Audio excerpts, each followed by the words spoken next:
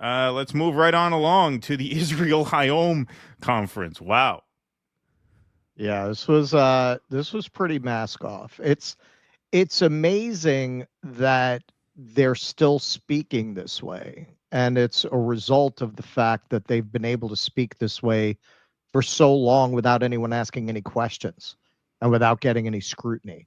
Now there's scrutiny, but don't get that. Says Prem Thacker, Hillary Clinton will speak at an event for Israel Hayom, Israel's most read newspaper, run by Israeli-American billionaire and Trump donor Miriam Adelson. She'll join John Fetterman, Eric Adams, Trump UN ambassador Mike Waltz, Biden official Amos Hochstein, and Israeli officials. That is quite a concert there. That is the concert lineup from hell. So yeah, lots of freaks, lots of weirdos. Amos Hochstein and the J Street Band. Yeah, music. Yeah, exactly. Martin Scorsese's doing the documentary version. Yeah. The last schmaltz, they're calling this one. The last schmaltz, yeah. Just your regular reminder of how the empire really works. This from Phantom Pain. In NYC today, Miriam Adelson opens the Israel Hayom Summit with Shalom, New York. Is it still kosher to say that in the Big Apple? Yeah, no, they're driving us out with torches here. Torches, I tells you. And who's front row clapping like a trained seal? Hillary Clinton. This is the same Miriam Adelson whose late husband Sheldon bankrolled Trump's 2016 win specifically to secure policies that served a foreign state. And yet Hillary still shows up smiling, nodding, performing loyalty. See, these people are supposed to be such enemies. To be such enemies. The way it fell in the news cycle, we never got to it, but you saw that at the funeral. You saw that at the funeral just now, where they're all Kamala, everybody, they're all buddy, no problems. Left, right, doesn't matter. This is Dick Cheney. We're all supposed to hate Dick Cheney. Rachel Maddow went to Dick Cheney's funeral. It's all a show, man. Left, right, doesn't matter. The elites all orbit the same foreign power, protect the same interests, and sacrifice the same American public. If you ever needed proof that the ruling class conspires to make a foreign country great at the expense of America's people, you just saw it on stage in Manhattan. Should give this guy a job writing for our Substack, man. That was pretty good. All right, so here's Mike Waltz, our ambassador to the UN, making like Papa Bear and showing how quick he hops to the tune of Ms. Miriam Adelson. Great honor to have you here on the stage. On behalf of myself and the entire team of Israel Hayom, it's a great honor again to have you here. I think if I speak for many of us here, if Dr. Adelson reaches out, then we figure out a way to get here. Great. We figure out a way to get here. So here she is in her declaration that New York is no longer safe to say shalom in. And shalom, shalom New York. Is the shalom the right say in New York? Shalom. Ambassador Waltz, Rabbi Berman, is it still kosher to say that in the Big Apple? I hope it is. Shalom is internal and universal. It is the peace that we wish upon others when we meet or part ways. You'd think you'd spend billions of dollars bribing politicians and learn how to speak English a little better. She can barely speak English. She looks like I'm sorry. Miriam Adelson looks like a character out of a Rob Zombie movie. Tell me that is not a Rob Zombie. That's like the Firefly gang, like the Devil's Rejects. Yeah, exactly. If he were to do an all Jewish remake of that movie. Call it The Devil's Paralegals. She would be the Sherry Moon zombie character. She would be the female character. She looks exactly like she stepped off a Rob Zombie movie set. Yeah, yeah, she's pretty creepy. But you want to see how unabashedly not America first Donald Trump is. This was a few months ago. You might remember this. Donald Trump actually seems really thrilled about Miriam's primary loyalty being to Israel. Stand up, please. She really is. I mean, she loves this country.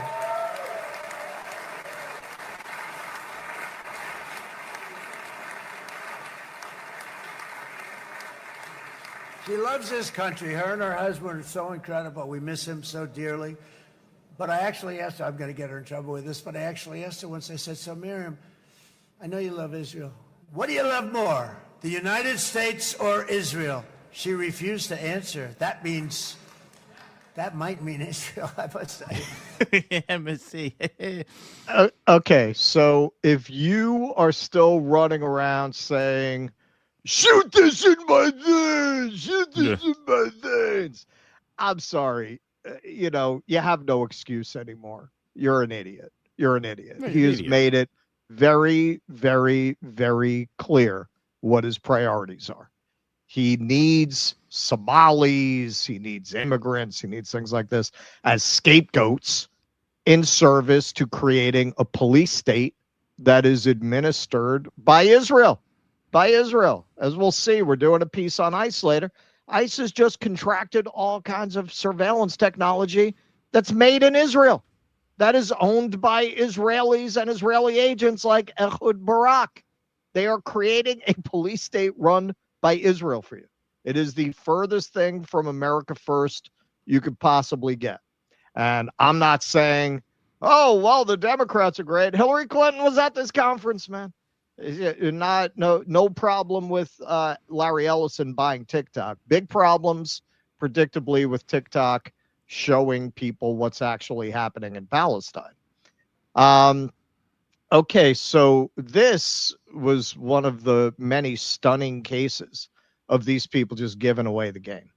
So this is venture capitalist Michael Eisenberg urging people, as many Zionists are right now, trying to take advantage of the paranoia around Mamdani and student protests to get them to go move to Israel. Say shalom in New York anymore. That's what Miriam said this morning. Yeah, no, you can't say shalom. So just to pick up on that, yeah. What I'll tell everybody is skip Miami. If you're leaving New York, just come straight to Israel. There's no reason to make a stop in Florida before you need to come. You often say that Zionism is economic growth. When we talk about the possibility for 1 million Jews moving to Israel, what is the economic logic behind such a vision? And okay. Now listen to this closely. This is not one of the clips that really made the rounds, but it may be the most revealing clip of anything that came out of this conference in regards to what the Israelis are doing and how they're thinking about the future. Listen closely to what he says here. Why is now the right moment? So first of all, immigration in general always adds to economic growth, except when you bring in, let's call it less qualified immigration. But all immigration to Israel at this point has been contributive to the economy. There's just blacks. We try not to take blacks. Right. Yeah, exactly. If somehow they do get in because they're Jewish, we sterilize them. Well, we don't want to talk about that here. To study about the billions of dollars that Olim, particularly from North America and Western Europe, have brought to Israel. And I don't remember the numbers off the top of my head, but they're large. But the Israeli economy is going to go through a transformation now. It's not only going to be high-tech led. We're going to build a finance sector in Israel. That's the first thing that's going to happen. There's new tax laws and regulatory relaxation that's going to happen. And you're going to see, beginning already in Q1, hedge funds get set up in Israel so we can become another capital of finance. I'll argue we will beat London within a short decade as the second capital of finance. We hope so. It's going to be New York as a gateway to America, Hong Kong a gateway to China, Dubai a gateway to Southeast Asia, and Israel as a gateway to other parts of the world. But I'll add something else. I think the other thing going on right now is IMEC. And we have here in the audience Daria, wait, raise your hand. Daria Pishavar, her father and I, Shervin, wrote an article together about how there will be peace between Israel and Iran. As President Trump said, they will join the Abraham Accords. And Noor Pahlavi is here. Her Excellency, thank you for joining us. And I think we'll see, by the way, even more regional integration with the 70 million people of Iran and all the other Gulf nations. And as IMEC runs through Israel, the opportunities are literally going to be limitless. And so we will, over the next decade, build this trillion-dollar economy. And you can decide. You can stay here in New York in a declining empire, or you can come to Israel, which is part of the rising middle of the world, which is moving south and east. Oh, wow. That's what I encourage you to do. I did it. Okay. All right. So there is a lot to unpack there. Now, what he is describing is a world where American power and Western power generally collapses, and the center of economic gravity moves to the east, so that Israel is positioned to become one of the central hubs of financial activity, moving money, business, IP in and out of Asia because of where it's positioned. It has always been a crossroads to the east. That's one of the reasons that territory has been hotly contested since ancient times and been invaded by everybody who ever passed through that region, because it's in this key strategic position. He's acknowledging, which is something I really don't disagree with, that the East is rising and the West is declining.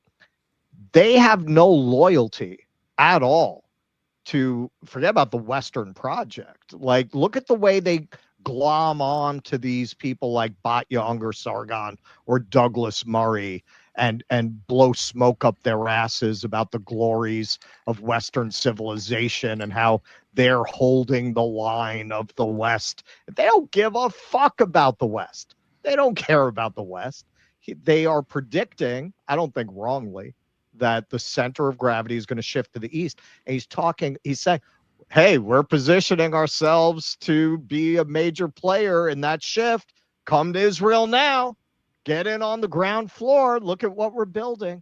Talk about dual loyalty. It's not even dual loyalty. No, it's disloyalty. It's disloyalty. Yeah. They're loyal to Israel first. Now, we did a story last week about how all these Israels are invading all these Southeast Asian countries where they're not just coming as tourists.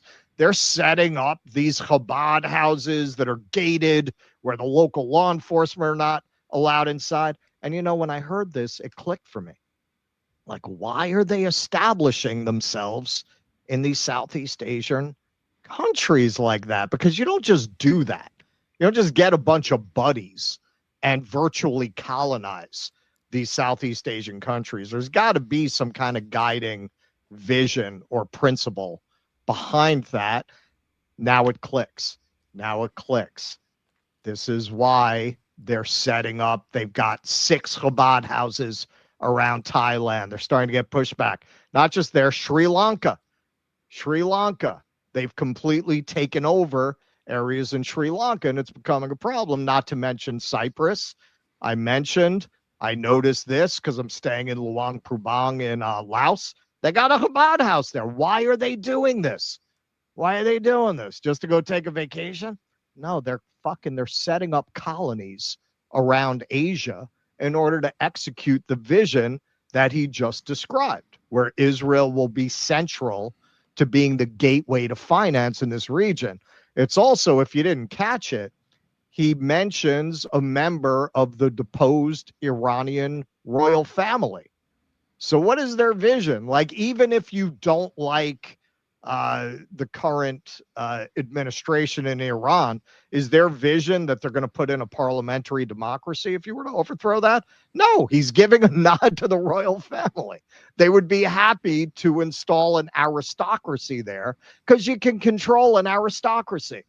You're just dealing with a few people, right? It's much easier to control what they do. You just buy them off. And this is why they're pushing so hard to get Americans to move there, because the Israelis are leaving. So they need to get more Americans to go there. 1 in 4 are considering leaving. And the people who are leaving right now, in spite of what he's saying about tech and finance, heavily oriented around the upper class members of society, as you'd expect. They have the means to leave. A lot of them have citizenship to other countries they can go to. They're losing a lot of doctors, a lot of finance, a lot of tech people. But something that this article actually gets into is immigrants to Israel are less likely to leave because you packed up all your shit. You made that commitment. If you're born there, it's you didn't choose to be there per se. Right after Mamdani was elected, there's one of these Zionist influencer maniacs here in New York. He has a podcast, Yeshai Fleischer. Indeed, it was a great run, and you were a blessing to NYC. But Jews will feel less and less comfortable in the Big Apple. So do yourself a favor. Buy real estate in the land of Israel. It's good for your kids. Oh, yeah. The children of the corned beef. It's good for your money, and it's simply the next chapter in our people's story. Yeah. So this is Mel. 0 loyalty, 0 respect. Just suck until it's dry and move on to the next. Yep. There's a Dame Media. Zios are finally revealing what they really think. They never loved America. They loved milking it. Yep. Exactly. The guy's literally saying, I mean, not literally, but this is essentially what he's saying, is that America sucks. America is on its way out. So rather than stay here and try and fix it, jump ship and move to Israel. How is that? How is that not an anti-American sentiment? And this is why MAGA is collapsing over this, because Zionism is an anti-American movement. That's anti-American. It can't be any more anti-American than that. Yeah, fuck New York. That's part of the dying empire. That's yesterday. America is yesterday. The East is tomorrow, and we're going to be the financial gateway to the East. And so fuck America. Come to Israel and be rich and happy. That's what he's saying.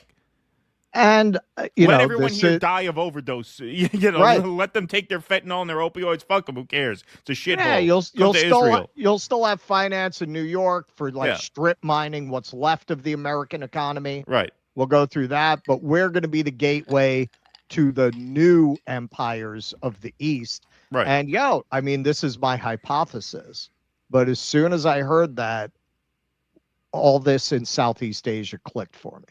Right. Like, why are they doing that in such numbers? It takes a bit of coordination. Like, that doesn't just happen organically. They're setting themselves up to take over that part of the world, to dominate it, basically to financially colonize Asia as the center of gravity moves to Asia. Please clap.